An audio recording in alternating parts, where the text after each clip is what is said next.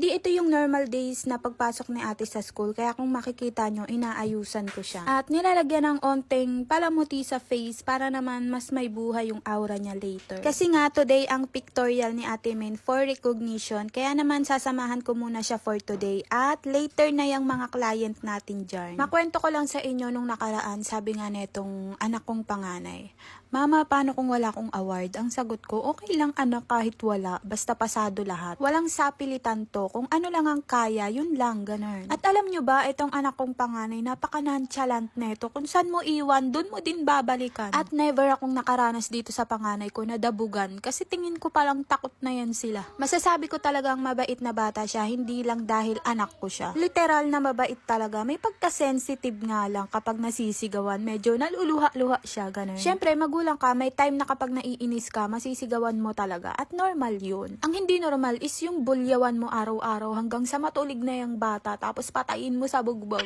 Anyways, ito na yung final look ni ate. Simple lang, binigyan na lang konting buhay, ganun. Time check, pupunta na kami ngayon ng school ni ate kasi nga 12 ng tanghali ang umpisa ng pictorial.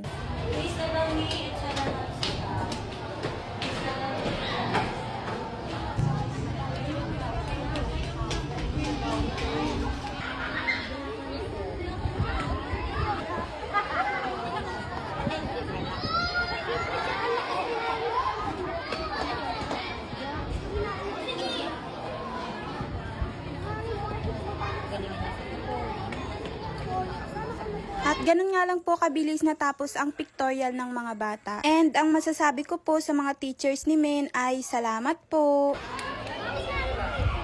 Smile, smile.